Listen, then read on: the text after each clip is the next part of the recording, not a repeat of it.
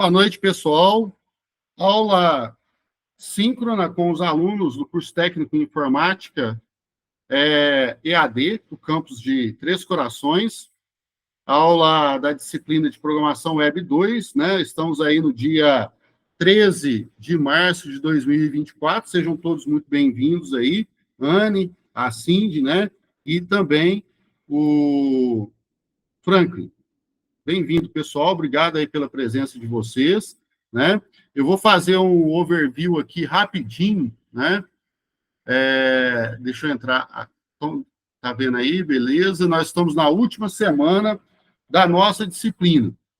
Então, teoricamente, nós não temos mais aulas síncronas, mas talvez, né, se eu perceber que a galera, se tiver interesse, na próxima quarta-feira, antes da entrega do trabalho, a entrega do trabalho, deixa eu olhar aqui, eu acho que eu já liberei a entrega do trabalho para o último dia desta semana, tá? Pontos isso, até aqui está dia 8/3, não, mas pode ser dia 18, 23 de março. Deixa eu só confirmar a data aqui, pessoal, porque tem uma série de... pode entregar para mim até... porque a gente vai entrar na semana de avaliação, né? E como é ponto extra, semana de avaliação presencial e é ponto extra, né? Eu acho que até dia 23 não dá tempo de corrigir, porque aqui já vem a recuperação. Do fim de semana para corrigir é complicado. Então, eu vou colocar para vencer até dia 22, tá? Vou mudar essa data aqui.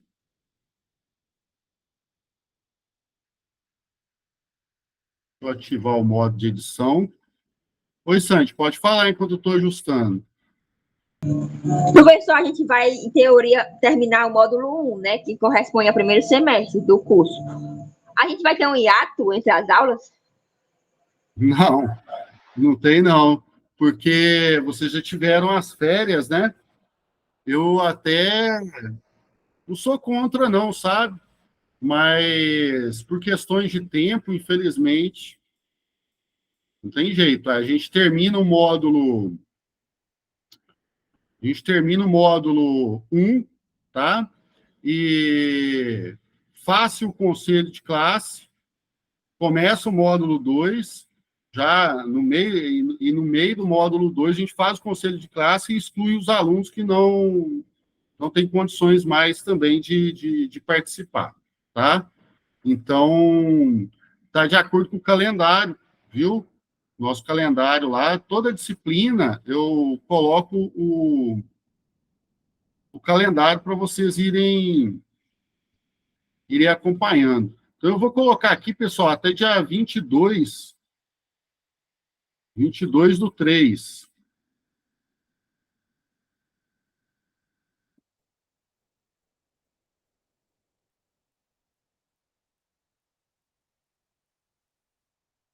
Porque senão não dá tempo da gente corrigir para o pessoal ir para a recuperação, tá? Isso vai ajudar muita gente a não ir para a recuperação.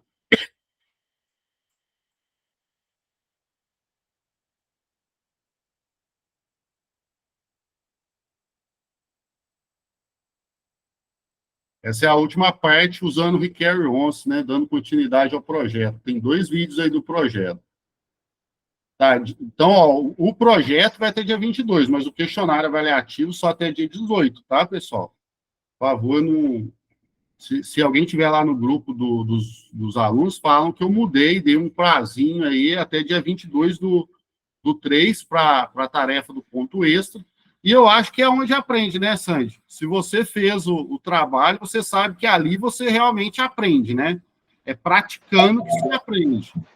Sim, e eu errei tudo, aí faltou energia, e eu tive que fazer tudo de novo, não? É assim mesmo, eu também já passei por todo esse processo, gente. E ainda passo, porque eu estou aprendendo outras matérias, outras linguagens, e por aí vai indo, né? Então, a gente está sempre aprendendo. Tudo bem? O que salva é que eu já tinha o roteiro pronto, né, do curso, o texto já estava pronto, aí eu só copiando e colando, que era mais fácil. É, isso mesmo. É, show de bola. Então tá. Boa noite, tá o nome de uma empresa aí, mas seja bem-vindo. Se quiser colocar o nome aí para eu poder ter uma ideia. Paulo, boa noite. Então é o seguinte, pessoal. Na semana 5, né? Eu acho que eu tenho que liberar aqui. Deixa eu ver se eu tenho que. Não precisa, não.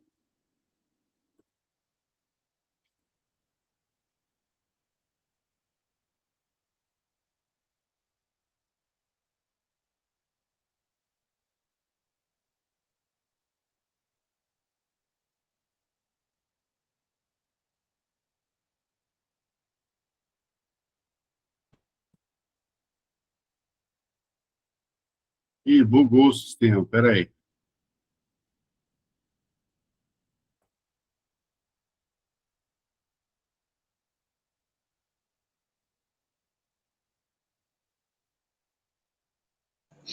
Professor, por Sim. exemplo, quando a gente for interligar o sistema a um banco de dados, né? Uhum. Por exemplo, o daqui dos IFs. Quando vocês pedem o nosso CPF e o e-mail, é para alimentar o banco de dados para fazer as páginas das aulas, né? Existe algum banco de dados que ele pode ser alimentado só depois que a informação for colocada nele? Não, né? Pode, tem. Normal, viu? Isso aí não tem problema nenhum. Inclusive, existe. Se você me puder depois mandar um WhatsApp me lembrando, amanhã, existe sistemas na web que inventam nomes para você, inventam dados para você. E aí você pode pegar esses dados e incluir dentro do banco de dados, tá? Então, não tem problema. Você pode fazer um sistema, porque o sistema ele vai ler o banco de dados com aquela estrutura que você criou, certo? Mas os dados que estão lá, para o sistema, pouco importa, ele vai trazer todo mundo, de acordo com. Eu vi o pessoal falando de script e tal, no banco de dados. Na verdade, eu considero o nome correto de query, tá? Q-U-R-Y, né? Que são as queries, são as sentenças que você coloca lá, tá? Então, as sentenças que você coloca dentro, que nós vamos colocar também dentro da nossa programação, é o que vai trazer de informação de resultado do banco de dados. E o banco de dados, tanto faz o que tiver lá dentro, se não tiver nada, ou se tiver um punhado de coisa, tá? Não sei se eu respondi a tua pergunta. Boa noite, Riquelme. O Frank perguntou que posso usar outras imagens no projeto, né? Ou precisa ser aquela disponível no site do IFSU? Não, pode ser a imagem, outras imagens, não tem problema, né? É que aquelas imagens já têm o tamanho certo, viu, Frank? E não fica lento, né? O que nem a Sandy usou outra imagem, não tem problema, só que o que acontece? Quando você sobe isso para a internet, você começa a perceber que está muito lento o site. Depois, se a Sandy me permitir, eu mostro o site dela, né? Para que vocês possam ver os processos que tem que ser feito e tudo mais. E se vocês quiserem, na semana que vem, apesar de não estar marcada uma aula presencial, uma aula síncrona, né? Não vou falar presencial, mas uma aula síncrona com vocês, na quarta-feira que vem, eu posso dar uma aula síncrona só falando sobre o projeto.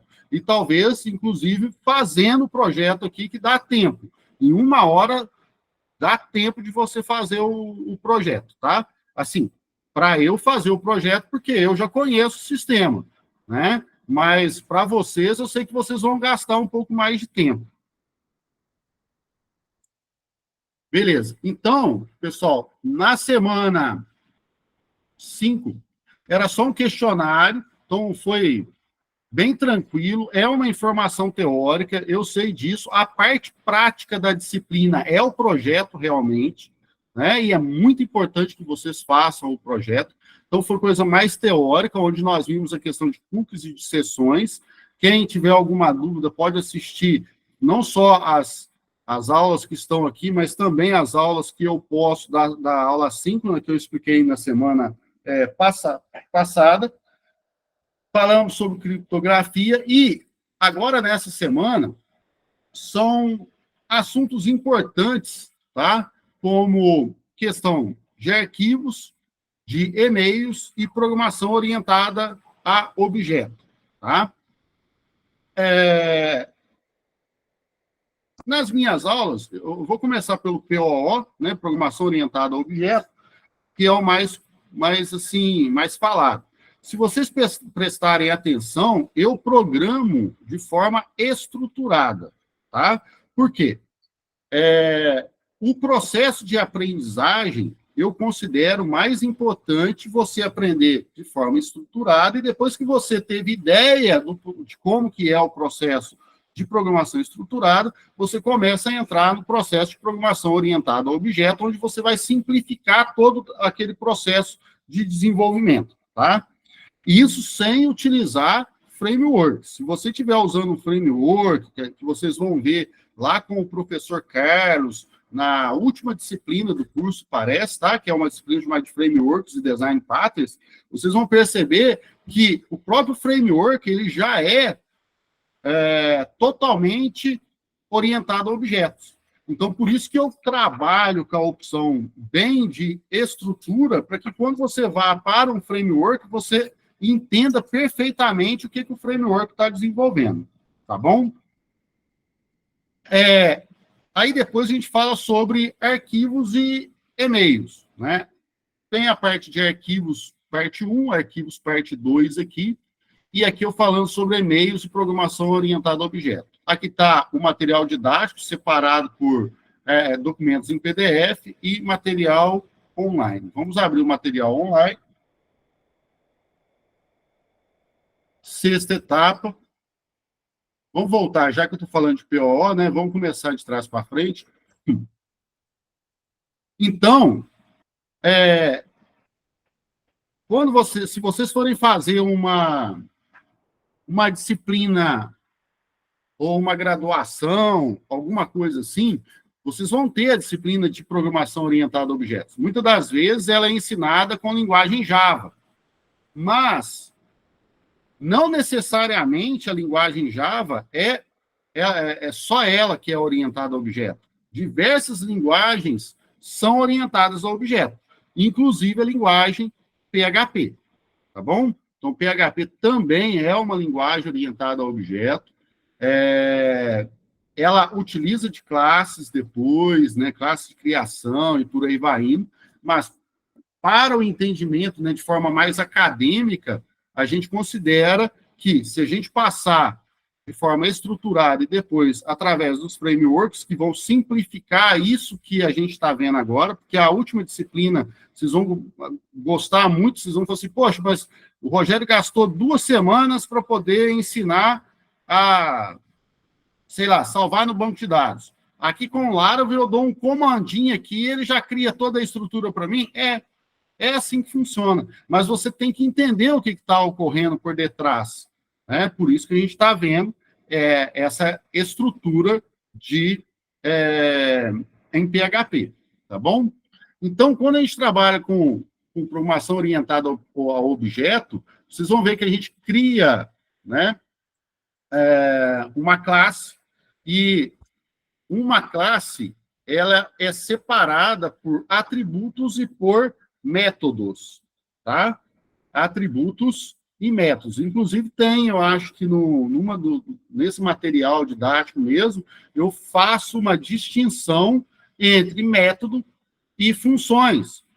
Muita gente na internet fala um punhado de bobagem, eu já vi professor na internet falando um punhado de bobagem, professor no YouTube falando um punhado de bobagem, né? Mas para ficar mais simples, tá? Se você estiver programando de forma estruturada, você está criando funções, tá? A partir do momento que você trabalha orientado ao objeto, aí você está criando métodos, que nada mais é do que uma nomenclatura que se dá para essas funções que estão dentro de um corpo chamado de classe. Então, neste caso aqui, isso aqui é uma classe chamada pessoa.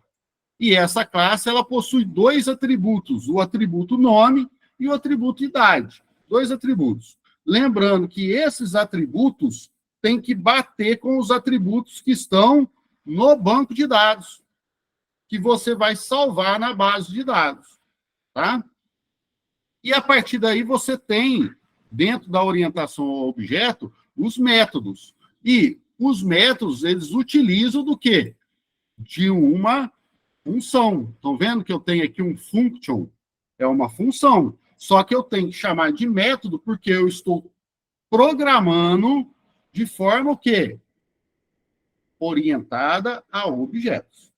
Tá? E aí que vai retornar o que tiver dentro desse método, dessa função cumprimentar aqui. Né? E aqui, o que eu faço? Eu defino, por exemplo, a pessoa, então eu instancio, vocês ainda vão estudar isso de forma mais aprofundada, eu acho. Então, aqui eu instancio, então eu crio uma variável que, na verdade, eu estou instanciando uma pessoa. Aí entra na programação orientada a objeto, que a gente chama de construtores, tá?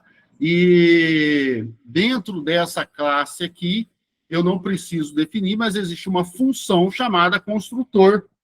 Se eu não coloco essa função construtor, ele constrói a classe de forma inteira. Ok? Eu sei que está um pouquinho pesada a aula, vocês não viram algumas coisas, mas isso está gravado. Uma hora que vocês quiserem voltar em programação orientada a objeto, lembre-se da última semana dessa disciplina aqui. Vai tirar um punhado de dúvidas, caso vocês as tenham futuramente. E aí, o que eu faço?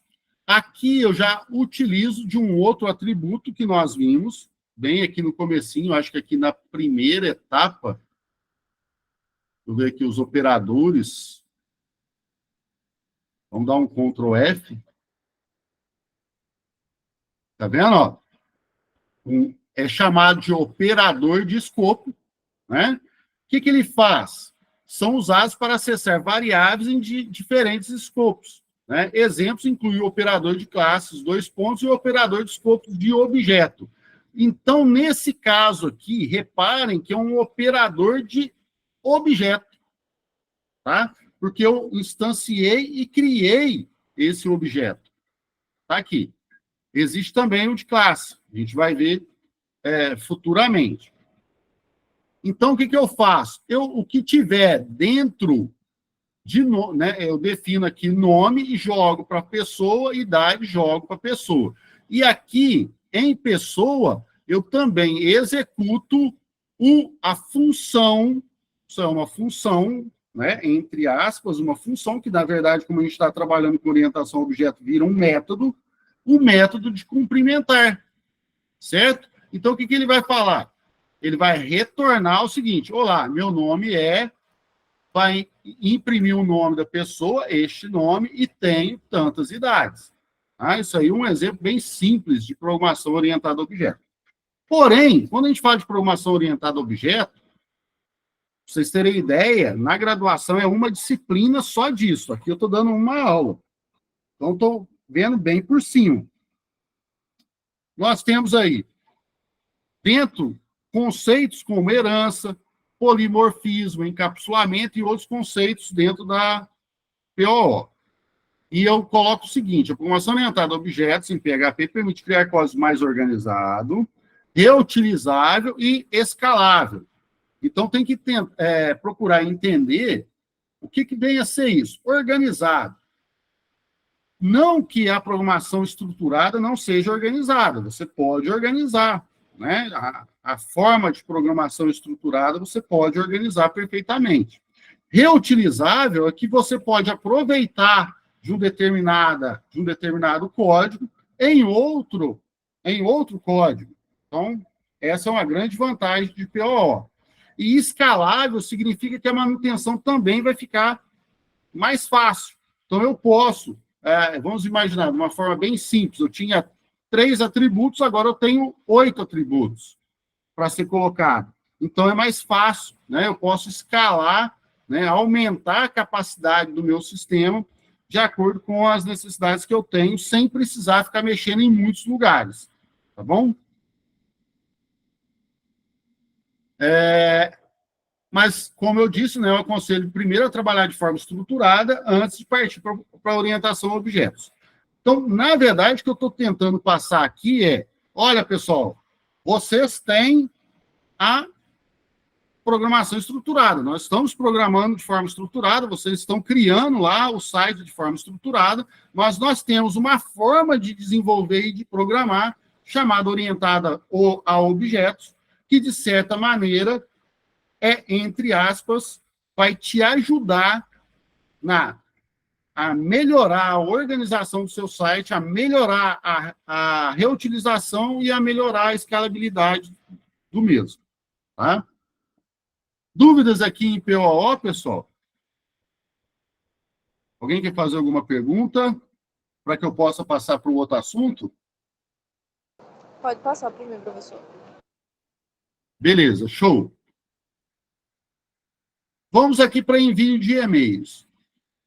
O que ocorre com a questão de envios de e-mails que eu falei na minha aula aqui?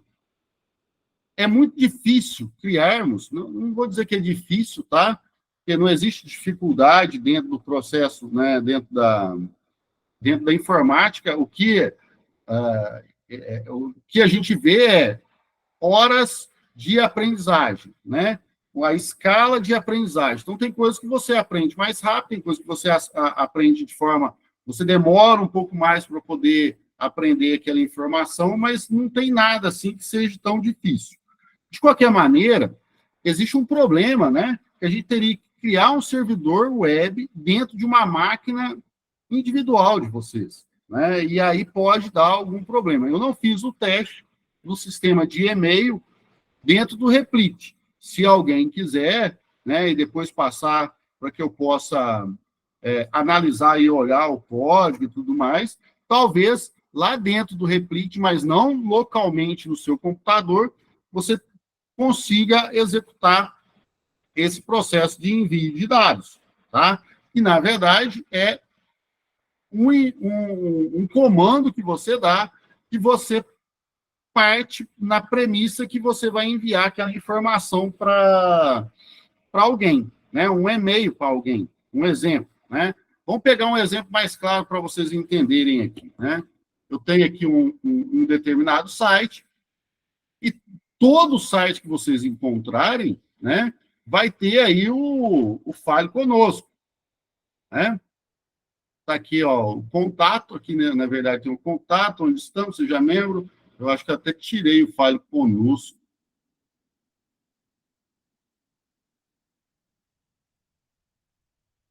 Eu só deixei o e-mail, mas eu sei onde que tem o Fale Conosco aqui, ó. Imagine que você tem um Fale Conosco, certo? Dentro do Fale Conosco, você tem o nome da pessoa, você vai ter o e-mail, você tem o celular para contato, certo? E você tem comentário ou mensagens que você vai mandar para aquela pessoa. De qualquer maneira, você tem que enviar um e-mail.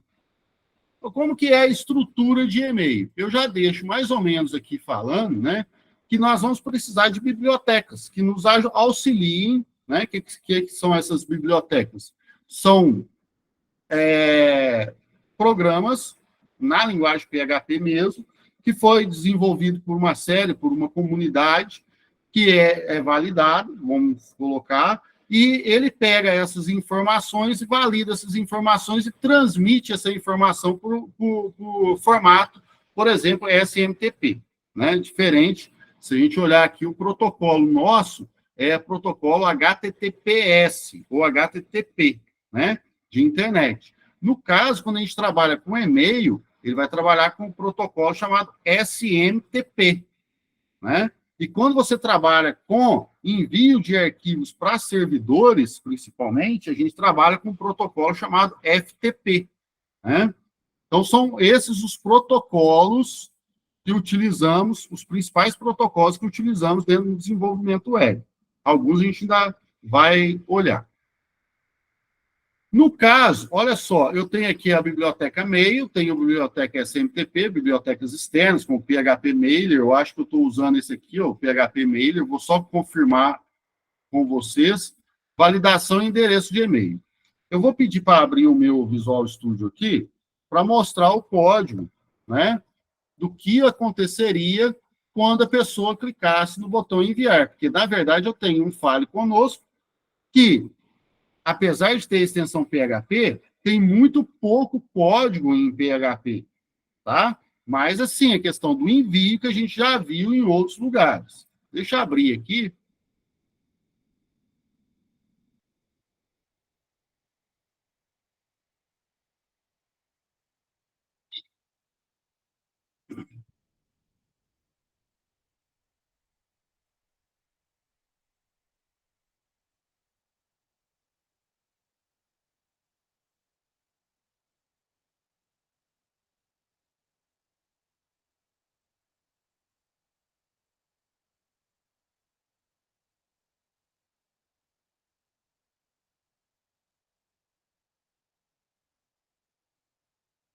Contato, né? Vou só confirmar. Fale conosco. Ah, tá. É que ele está lá dentro do outro arquivo. Mas esse exemplo aqui é a mesma coisa, viu, gente? Não tem muita diferença, não. Até eu consigo mostrar outras coisas aqui. Mas repare, é o HTML puro, né? Ele vai ter um action, isso aí nós já estudamos. Então, quando eu clicar no botão enviar, ele vai processar esse arquivo chamado Próximo Envio E-mail. Então, guardem esse nome que eu vou mostrar. Aqui eu tenho as categorias, o botão de envio da mensagem. Tá aí, não tem absolutamente nada, né, em PHP. Poderia ser um arquivo em HTML comum, tá? Mas, por padrão, a gente já deixa ele em PHP, apesar de não ter absolutamente nada no PHP. Vamos dar uma olhada, então, em próximo envio e-mail.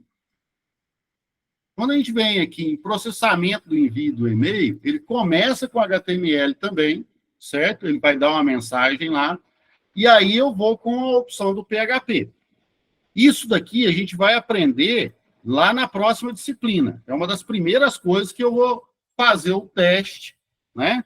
Para ver se foi enviado via método post uma informação chamada ação. Sabe para que serve isso? Para bloquear e dar mais segurança ao teu sistema, tá? Aonde que está essa informação? Se eu abro aqui o... Deixa eu só, para não perder aqui. Se você abre aqui o contato, né? Vocês vão perceber que eu tenho no input um name chamado ação. Estão vendo?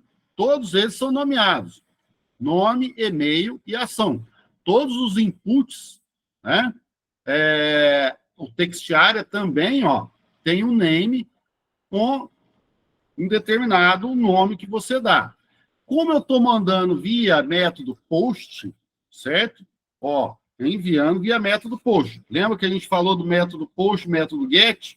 Então, estou mandando via método post e estou pegando, tá? Ele vai fazer a verificação se existe alguma coisa dentro do post de ação. Então, se ele recebeu alguma coisa do botão submit. Se ele recebeu, o que ele faz? Ele pega essas informações que estão, né, pega essas informações e armazena essas informações dentro do processo de nome, de e-mail, e por aí vai indo, tá? Aqui eu já começo a utilizar, eu uso o PHP Mailer, o uso aqui significa que eu vou utilizar o que tiver aqui dentro, né, do PHP Mailer. Reparem que eu tenho um caminho para poder entrar, e aí travou o meu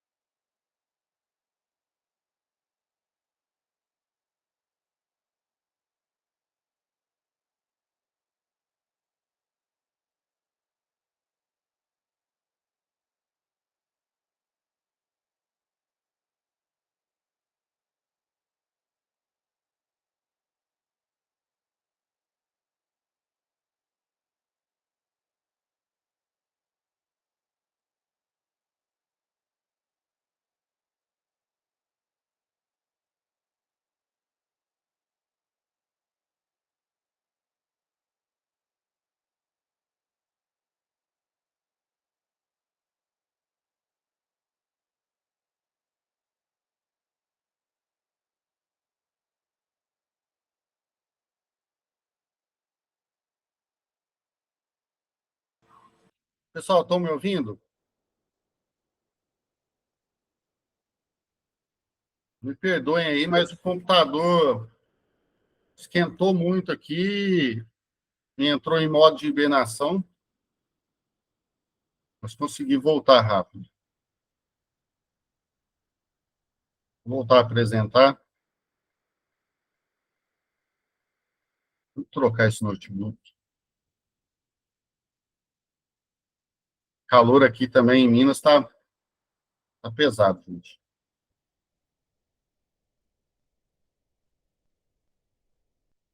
Beleza.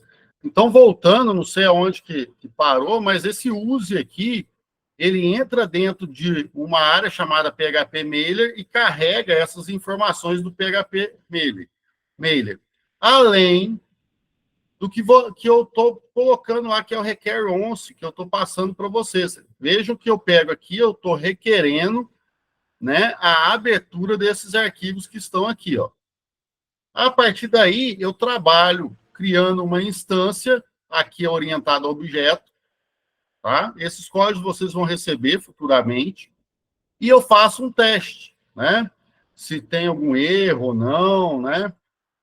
Faço as configurações, né? Tem aqui as informações do que eu quero que envie e-mail, e por aí vai indo, tá? Então, quem que vai receber, qual é o texto que vai ser recebido, e por aí vai indo. Então, esse é um exemplo bem prático que é usado no dia a dia para envio de e-mails. A mesma coisa eu coloco aqui, né? Aqui existem vários lugares onde você pode encontrar bibliotecas para trabalhar com envio de e-mails. Eu uso, né, como eu falei para vocês, essa aqui, ó, PHP Mailer. Mas existem diversas. E como existem diversas, aí vocês precisam acessar aquela biblioteca e estudar aquela biblioteca por fora, tá? Não existe receita de bolo aí. O ideal, quando vocês forem criar um site ou hospedar um site dentro de uma hospedagem, né, que você vai pagar essa hospedagem, é perguntar para o pessoal da hospedagem qual que é o sistema que eles estão mais acostumados a utilizar lá e que eles recomendam a você, né? E a partir daí você utilizar ele. Eu gosto do PHP dele, ele tem as suas limitações também, mas é uma ferramenta fantástica que permite que você você não vai programar nada. A única coisa que você vai programar é aonde que você vai enviar os dados que estão lá, senha de um determinado e-mail, algo nesse sentido, para você conectar e fazer o envio das informações, tá bom? Então, não é bicho-papão também. Por último, nós temos aqui o tratamento de arquivo. Tratamento de arquivos é muito importante, né? Aqui eu brinco, né? Trabalhando com arquivos raiz, né? Formato raiz, porque muitas das vezes, quando a gente aprende, né? A gente está trabalhando aí com Windows, clica, arrasta a pasta, né? E por aí vai indo. Aqui eu já começo a trabalhar com comandos, né? Mostrar comandos. Essa aqui é a parte 1. E aí nós temos dentro o tratamento de arquivos, e aí assistam a aula que vai fixar isso melhor a vocês, o processo de abertura e fechamento de determinados arquivos com funções do PHP, que é o fopen e o fclose para poder fechar. Eu tenho funções, já tudo pronto para a gente, funções de escrita, funções de leitura, perdão, funções de escrita, funções para poder pegar alguma informação e por aí vai indo. Eu tenho funções de movimentação de ponteiro, raramente, a gente não vai tratar desse tipo de assunto, é assunto bem mais avançado, e verificação de status dos arquivos também. Aqui eu mostro, né, e na minha videoaula, vocês vão olhar, eu tenho aqui uma determinada variável, eu tenho um determinado arquivo dentro da minha raiz, eu crio lá um arquivo .txt, por exemplo, coloco aqui o dado, tá? Nesse caso aqui, eu estou permitindo, eu estou abrindo e estou permitindo que ele possa ser escrito. A partir daí, eu escrevo dentro dele dados a serem escritos no arquivo. Coloco qualquer coisa. vocês vão perceber que nesse arquivo TXT, quando você rodar o arquivo .php, ele vai gravar esse dado dentro de um arquivo TXT para a gente. E aqui eu fechando um arquivo. Nesse caso aqui, eu estou abrindo o arquivo somente para leitura, então eu coloco um R no final. Aqui eu estou lendo dados de um determinado arquivo, então eu verifico, eu vou ler este arquivo. Então, quando você... Um exemplo clássico, né, do PHP, olha aqui, ó. Ele mostra para mim qual que é a extensão e qual que é o tamanho do arquivo para vocês, não é isso? Quem faz isso? E é em PHP. Esse sistema de vocês, né, o Moodle, é desenvolvido em linguagem PHP. Então, sendo desenvolvido em linguagem PHP, qual é o comando que me fala qual que é o tamanho do meu arquivo? Né? É esse comando aqui, ó, fread, e eu vou colocar o file size do arquivo que eu quero. Tá? Aí ele vai me trazer o tamanho do arquivo que está naquele local. Né? Aqui eu tenho um outro exemplo, né? Eu faço uma verificação se o arquivo TXT existe. Então, a primeira vez, né, quem quiser executar, pode executar isso aqui. Esse código é muito legal, é bacaninha. Eu abro, né, eu faço a verificação se o arquivo existe. Vamos imaginar que o arquivo não existe. Ele vai cair no else, certo? Ó, ele cai nesse primeiro else. Vai falar, ó, arquivo, isso mesmo, arquivo não encontrado. Tá bom? Ele cai na primeira opção, arquivo não encontrado. Nesse else aqui, eu poderia até criar um arquivo. Né? Em vez de arquivo não encontrado, eu poderia colocar aqui para poder criar o arquivo para mim. Só que eu estou falando, ó, arquivo não foi encontrado. Na minha videoaula, vocês vão ver eu fazendo isso. O que eu faço? Se esse arquivo, se ele encontrar o arquivo .txt, ele abre o arquivo TXT em modo de escrita. Write, write, escrita. Feito isso, o que eu faço? Faço um if, né? Jogo isso para dentro de uma variável e eu faço um teste para ver se o que está aqui dentro, né? Porque ele vai trazer aqui um fopen, ele vai trazer uma situação de verdadeiro ou falso, tá? Então, se for diferente de falso, ele vai escrever alguma coisa dentro do meu arquivo. Então, ele escreve dados a serem escritos no arquivo. Depois que ele escreve isso dentro do arquivo, ele fecha o arquivo. Tá? E depois ele escreve o quê? Echo, arquivo escrito com sucesso. Tá bom? Se ele, porventura, não conseguir abrir esse arquivo mesmo, né, fazendo o teste ali em cima, se ele não conseguir, ele fala que deu um erro na hora da abertura do arquivo. Tá bom?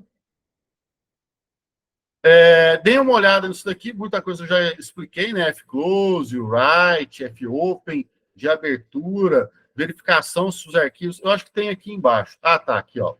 Outras funções com arquivos. Eu separei em vermelho as principais que a gente mais utiliza, né? Que é fazer verificação se o arquivo existe, fazer a abertura do arquivo, fazer a escrita do arquivo, escrever dentro daquele arquivo. Então, pode ser, apesar de eu não ter colocado vermelho, eu poderia ter colocado aqui em vermelho. Fechar aquele arquivo. Ler conteúdo de um arquivo para uma string. Então, vocês vão ver que eu posso utilizar o file get contents, que ele vai fazer o seguinte, ele vai pegar tudo que tiver escrito dentro daquele arquivo e jogar para dentro de uma variável. Tá? Escrever dados dentro de um determinado arquivo. O file...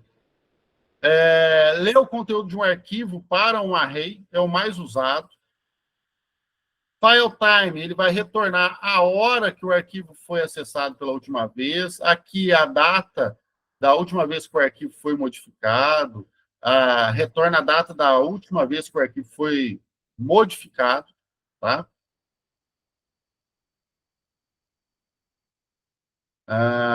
Aqui é em formato diferente, tá? Quem quiser executar, mas ele faz o mesmo. O file owner, ele retorna o nome do dono do arquivo. Não sei se você sabe, cada vez que você cria um arquivo, é criado uma parte dentro do arquivo que é chamado de dono, quem é o responsável por aquele arquivo. O file size a gente já viu aqui, as permissões, se ele é de gravação, leitura, se eu posso gravar em cima daquele arquivo ou não. Então, eu posso fazer verificação de permissões, nem sempre é utilizado.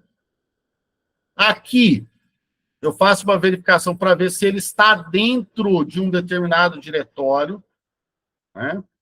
E aqui ele faz uma verificação se um determinado caminho é um arquivo. Então, isso aqui é um arquivo, né? Ele faz esse teste também, para ver se, às vezes, você tenta abrir e ele não é um arquivo, né? Então, tem essa possibilidade aí.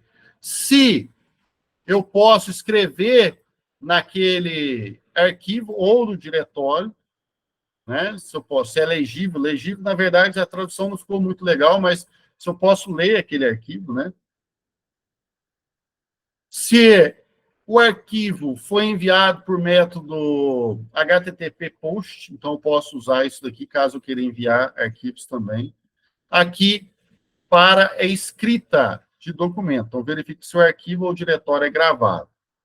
E o move, o upload file, né, envio de arquivos aí, move um determinado envio de arquivos de um lugar para outro lugar, utilizando aí o método HTTP POST. Então, vamos dar um exemplo, tá?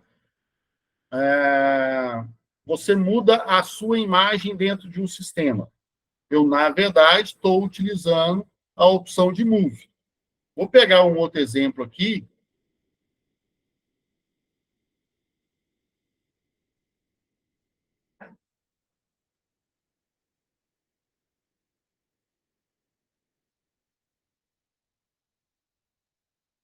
Vou pegar dentro do...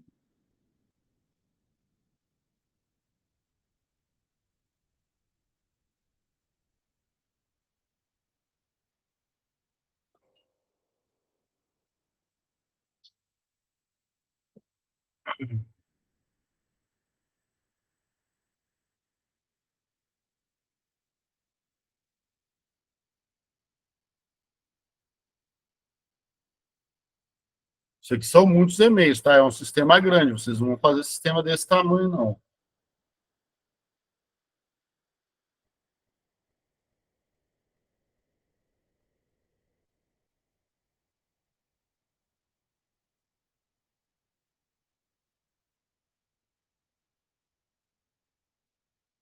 Vamos dar uma olhada nisso daqui, ó. Isso é bom porque já vai para a disciplina programação. Isso está fora das minhas aulas, mas vocês que estão assistindo a aula já vão para a disciplina de programação Web 3, já com uma certa noção do que a gente vai fazer lá. Aqui eu já dou essa ideia de requer once para vocês no projeto. Então, você vai adicionar partes do objeto, né? Então, eu conecto aqui com o meu banco de dados. A partir do momento que eu conectei no banco de dados, vocês vão ver que eu pego os dados que vão vir no formulário. Então, eu começo ensinando vocês de uma maneira para que vocês entendam. E depois eu simplesmente faço isso aqui, ó. Filter input array, manda tudo que você trouxe lá do método post, joga para mim, para dentro dos dados. Então, eu uso uma função para fazer isso. Isso a gente vai ver lá para a terceira ou quarta semana da próxima disciplina. E, a partir daí, o que eu faço? Os comandos que vocês estão aprendendo com o Harley vai chegar no momento que vocês vão ter que aprender aqui comigo, usar aqui comigo. Então, o update, select, delete, entre os outros, né? São fundamentais, porque você vai pegar a estrutura tua da base, né? A estrutura que está lá dentro do meu banco de dados, porque eu conectei no banco de dados lá, e jogo isso aqui para dentro de uma variável SQL. Não se preocupe com esses comandos aqui que a gente vê na próxima disciplina. De qualquer maneira, eu preparo todo o sistema e executo o sistema, tá? A partir daí, isso aqui não é o objetivo que a gente vai falar sobre file. Como eu estou trocando uma imagem que está lá na minha tela, que está no meu computador, eu vou mostrar mais aqui embaixo. Então, eu verifico se já tem cadastro na base, algo nesse sentido, né? E aqui vem o processamento em si, tá? Nesse caso aqui, eu faço um teste, certo? Imagine que eu tenho aqui a opção, vou ensinar vocês a trabalhar com files lá. Então, eu tenho aqui uma foto, então, eu tenho aqui foto 1. Eu pego o que veio lá do meu formulário e jogo para dentro de uma variável chamada foto 1, onde eu posso trabalhar com o tamanho, tá? Vou pegar de foto 1, desse array que foto 1 está recebendo, eu vou pegar a área size. E eu vou fazer uma verificação se o tamanho é permitido, né? Essa pessoa, então eu valido, antes de mandar uma imagem para o meu servidor, eu valido essa imagem para ver se ele tem 3 megas, tá? Vamos imaginar que tudo deu certo. Então, ele pegou a foto, né? Eu tenho aqui as informações do PFInfo Extension, porque eu tenho que pegar essas informações da foto mesmo, para poder jogar dentro de uma outra variável chamada foto 1AB. Essa parte que vocês não vão precisar, porque, na verdade, eu estou renomeando aqui, né? Eu renomeio, neste ponto aqui, eu renomeio o arquivo que estiver nesse local aqui. Mas você pode enviar o arquivo com o nome que o usuário deu mesmo. Aqui eu crio a carry de atualização, eu tenho que dar um update no nosso usuário, então eu faço a atualização só do nome do nosso arquivo, né? Mas eu ainda não trabalhei com o envio do arquivo. O envio do arquivo está aqui embaixo. Ó. Aqui, ó, move upload file. Estão vendo? O move upload file nada mais é do que eu comentei aqui, ó. Move upload file. Então, ou você move o arquivo, ou você grava o arquivo naquele local. Então, sempre você vai ter que, você pode trabalhar com essas informações aqui. Existem vários métodos, tá? De pegar, por exemplo, o tamanho aqui, tem o file size, eu poderia, né, pegar o file size para poder fazer o ajuste, só que o file size, ele não está... o arquivo, ele não está na minha máquina ainda. Ele só está na memória do computador. Por isso que eu tenho que utilizar de um outro método aqui.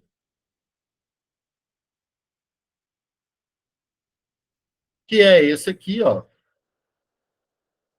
É essa forma que eu utilizo, porque eu tenho que pegar o que tiver lá na memória do meu computador. Eu sei que foi um pouquinho mais aprofundado, né?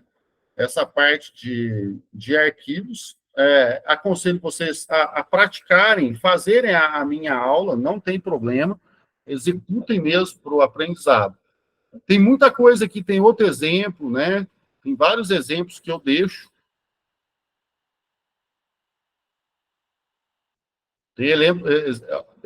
Eu lembro que eu gastei uma semana para criar este arquivo aqui, ó, tá? Lendo muito material, olhando coisas, tentando resumir o máximo possível, deixar o mais interessante também. E aqui eu falo sobre trabalhando com arquivos em aplicações. Então, assistam também a parte 2 aí, que é legal, onde eu começo, né? Vocês estão lá vendo o include, tá aqui, ó, include once, requer once, qual que é a diferença deles, né? Então, aqui eu crio um arquivo em PHP, eu peço para fazer acho que essa separação lá dentro do... Eu pego um arquivo e parto ele. Então, eu tenho aqui, ó, PHP, crio uma variável chamada eu sou um valor, só isso que tem dentro do arquivo 1. Aqui eu tenho o arquivo 2, que eu utilizo o include. Então, na verdade, esse var vem para dentro do arquivo 2. Estão entendendo? Então, tudo que tiver dentro do arquivo 1, quando eu uso o include, ele vem para dentro deste local aqui. Tá? É como se eu colocasse um arquivo dentro de outro arquivo. ele lê aquele arquivo, quando vê, ele fala assim, opa, tem um include aqui, carrega o outro arquivo para mim. Aí ele carrega e continua a execução depois, tá? Então, se você executar, vai aparecer esse valor aí. Eu tenho 2 includes, né? Include aqui, ele vai imprimir 2 vezes esse valor. Podem fazer esse exemplo, né? E, utilizando-se do projeto, vocês vão entender melhor ainda, tá? Pessoal, eu vou parar a gravação aqui, né? Mas eu fico mais alguns minutinhos aí para quem tiver alguma pergunta, alguma coisa, tá bom? Só um momento.